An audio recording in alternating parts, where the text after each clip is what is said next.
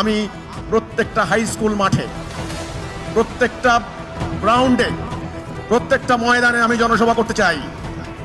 ইনশাআল্লাহ আল্লাহর উপর ভরসা রেখে আমি বলতে পারি, সারা বাংলাদেশে আমার মতো গুনাহগারের বক্তব্য শোনার পর সাধারণ মানুষ যেইভাবে এখন সমর্থন জানাচ্ছেন, আমাকে যদি খোলা ময়দানে কথা বলতে দেওয়া হয়, প্রত্যেকটা জেলার স্টেডিয়াম পূর্ণ হয়ে যাবে ইনশাআল্লাহ।